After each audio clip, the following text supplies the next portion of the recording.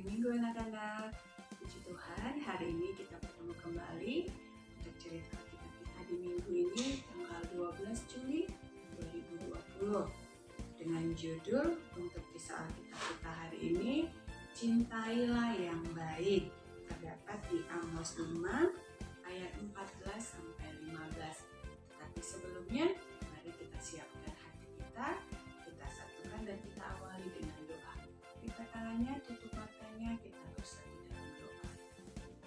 Puji dan syukur Bapa yang baik buat anugerah-Mu, kasih setia Tuhan, di mana di hari ini Bapa kami mengucap syukur buat kesehatan, kekuatan, dan kesempatan yang indah yang Tuhan boleh pertemukan kami bersama guru kami dan anak-anak sekolah minggu, dimanapun mereka mendengar dan menonton acara firman Tuhan untuk kami pada hari ini. Bapa yang baik, kami rindu kiranya Engkau Tuhan bukakan firman-Mu bagi kami, percayakan firman-Mu bagi kami anak-anak sekolah minggu, sehingga Tuhan iman kami ditumbuhkan dan di dalam kehidupan kami anak-anak-Mu selalu mengerti mana yang baik dan mana yang berkenan kepada Tuhan untuk bisa kami lakukan dalam hidup kami. Berfirmanlah Tuhan, kami mau siapkan hati kami mau siapkan pendengaran kami. Tetapi guru kami yang akan menyampaikan firman-Mu, berbicaralah atas hidupnya, sehingga firman Tuhan rahasia, isi hati Tuhan itu boleh kami mengerti dan boleh kami terima pada saat hari ini. Terpujilah nama-Mu Bapa, dalam nama Yesus kami berdoa, amin. Baik, anak-anak semua, kita buka Alkitabnya Amos 5 ayat 14 sampai 15. Amos di perjanjian lama ya. Sudah dapat? Oke, kita baca sama-sama. Judul perikopnya hidup dan mati. Carilah yang baik dan jangan yang jahat, supaya kamu hidup. Dengan demikian Tuhan Allah semesta alam akan menyertai kamu, seperti yang kamu katakan. Bencilah yang jahat dan cintailah yang baik, dan tegakkanlah keadilan di pintu gerbang. Mungkin Tuhan Allah semesta alam akan mengasihani sisa-sisa keturunan Yusuf. Puji Tuhan. Nah, judul cerita kita hari ini judulnya Cintailah yang Baik. Nah, adik-adik pasti sudah tahu, pasti sudah bisa membedakan mana yang baik dan yang jahat ya. Nah, kita kan anak-anak sekolah minggu, di dalam hidup ini tentu ingin hidup bahagia, tentu ingin hidupnya senang, tentu ingin hidupnya diberkati, dan selalu bersuka cita ya. Nah, kebanyakan orang menilai kebahagiaan itu dilihat dari sudut materi atau dari yang kelihatan oleh mata. Nah, banyak orang memahami misalnya ukuran bahagia itu adalah misalnya kalau kita kaya, dibilang kalau udah kaya pasti bahagia. Terus dibilang ada yang menilai kalau bahagia itu kalau misalnya dia juara kelas, dia bahagia kalau misalnya dia juara 1 atau juara 2, juara 3 ranking di kelas. Nah, ada juga orang yang memahami kalau bahagia itu dia punya wajah yang cantik, punya hidung yang mancung, punya orang tua yang bahagia itu kalau punya mobil, bahagia itu kalau punya rumah mewah, bahagia itu kalau bisa jalan-jalan keluar kota, bisa tinggal naik pesawat dan lain sebagainya ya. Banyak sekali pemahaman-pemahaman yang ukurannya dikatakan itu bahagia. Nah, yang tadi yang Ibu sudah sebutkan itu bukan patokan atau ukuran kebahagiaan yang sebenarnya. Kenapa tidak itu? Karena banyak juga yang kita lihat, yang kita saksikan di luar sana, ada orang kaya yang tidak bahagia, ada orang kaya yang kalau ditanya dia bersaksi, dia mengatakan bahwa dia tidak bahagia, dia menderita. Bahkan ada orang kaya yang matinya, kehidupannya diakhiri dengan bunuh diri. Begitu juga dengan orang-orang yang tampan, yang cantik, kayak artis-artis banyak sekali yang kita jumpai, hidupnya dia sudah terkenal, sudah cantik, punya harta, punya mobil, punya baju yang mewah dan cantik-cantik, wajahnya juga cantik, tapi ternyata ketika kita melihat mengikuti kehidupannya dan diakhiri hidupnya dengan cara bunuh diri, lalu dicari tahu ternyata dianya tidak bahagia. Dia bunuh diri karena dia tidak bahagia, karena dia frustasi. Dia minum dan mabuk-mabukan karena dia tidak bahagia. Dia makan dan minum narkoba juga karena alasannya katanya dia tidak bahagia. Nah, jadi apa yang dipahami oleh beberapa orang bahwa bahagia itu harus kaya, bahagia itu harus pintar, bahagia itu harus cantik dan ganteng. Nah, itu bukan ukuran yang tidak bisa dijadikan patokan. Tapi rata-rata ya, kalau kita misalnya bekerja dengan giat, bekerja dengan keras, lalu karena kita sungguh-sungguh bekerja, kita menjadi sukses, kita menjadi kaya, kita berhasil. Nah, itu tentu kebahagiaannya bahagia yang benar ya, bahagia yang karena upah atau berkat dari dia melakukan hal-hal yang baik.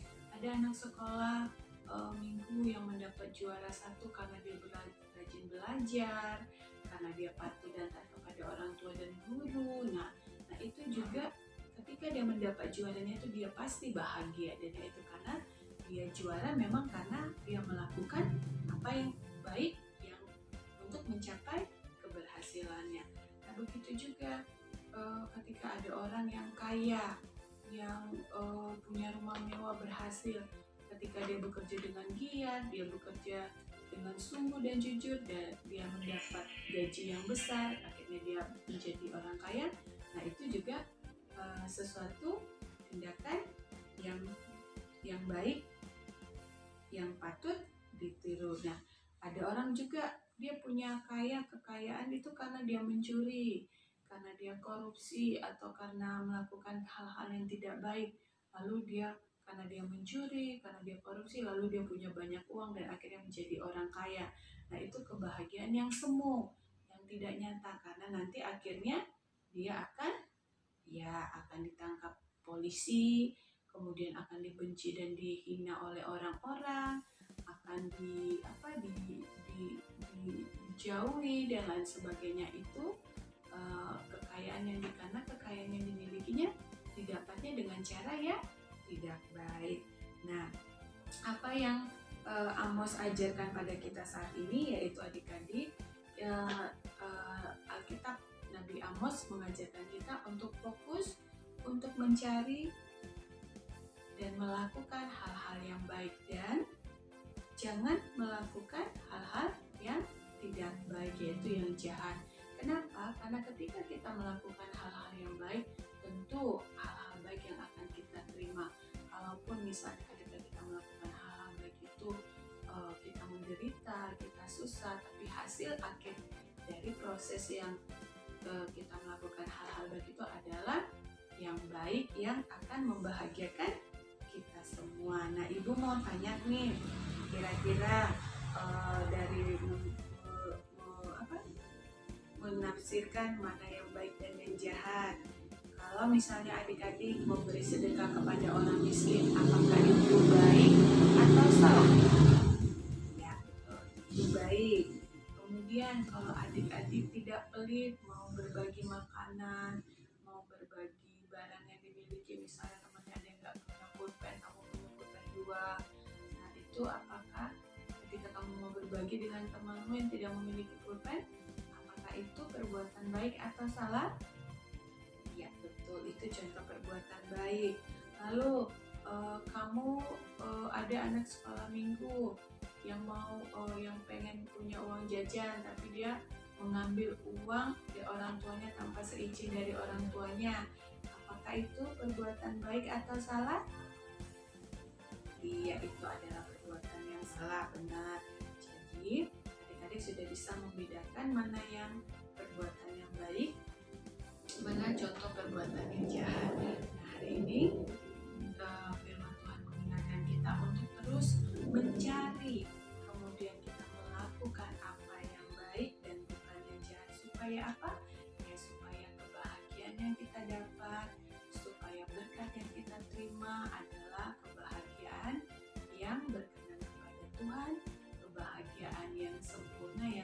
semu yang nanti di ujungnya kita akan tetap bahagia. Walaupun mungkin di dalam prosesnya kita akan mengalami kesusahan, misalnya harus bekerja dengan keras, harus belajar dengan keras, harus berlaku jujur, harus berlaku adil. Nah, mungkin prosesnya itu tidak enak ya, tapi hasil dari proses itu adalah kebahagiaan yang sejati. Jangan kita melakukan memilih hal-hal yang jahat, yang mudah dilakukan, jahat, lalu kita mendapatkan kekayaan, mendapatkan prestasi dan hadiah, ternyata kita caranya yang kita lakukan salah. Nah, kebahagiaan yang kita dapat dengan melakukan kejahatan itu tidak akan nyata atau hanya sementara. Nah, akhirnya nanti akan berujung kepada maut, karena upah dosa adalah maut. Iya, betul sekali anak-anak sekolah minggu. Karena itu, mari seperti yang Alkitab ajarkan kepada kita hari ini, carilah yang baik dan jangan yang jahat, supaya kamu hidup. Bencilah yang jahat dan cintailah yang baik. Jadi cari, cintai yang baik, kemudian jauhi yang jahat dan bencilah yang jahat. Nah, itulah firman Tuhan pada hari ini. Semoga anak-anak semua sudah bisa membedakan mana yang baik dan yang jahat. Ketika kamu bisa membedakan dan memilih apa yang baik, kemudian lakukan yang baik, cintai yang baik, dan cari yang baik, supaya berkat dan kebahagiaan dari Tuhan itu menjadi milik kita semua. Demikian firman Tuhan pada hari ini. Kita tutup Alkitab kita bersatu di dalam doa. Terima kasih Bapa buat anugerah dan kebaikan-Mu. Kami mengucap syukur buat kasih setia-Mu, di mana firman Tuhan pada hari ini mengajari kami untuk kami mencari dan untuk kami mencintai kebaikan. Kami juga Tuhan ajarkan untuk menjauhi yang jahat dan membenci kejahatan. Terima kasih buat teguran yang Kau berikan pada kami Bapa. Sungguh Allah Roh Kudus, tolong kami Tuhan, untuk kami bisa membedakan mana yang baik dan yang jahat, untuk kami boleh memiliki kekuatan, kemampuan untuk terus mencari dan melakukan yang baik, mencintai yang baik. Dan kami rindu Bapa Allah Roh Kudus, supaya kami mempunyai gaya hidup untuk menjauhi kejahatan dan membenci kejahatan, agar karunia dan anugerah Tuhan, janji Tuhan nyata dalam hidup kami. Kami diberkati karena kemurahan dan anugerah-Mu, dan kami memiliki kebahagiaan yang nyata, yang tidak semu. Terima kasih Bapa, terima kasih untuk janji-Mu, terima kasih untuk teguran yang Tuhan berikan kepada kami, agar kami selalu mencari dan mencintai hal-hal yang baik. Terpujilah nama-Mu Bapa.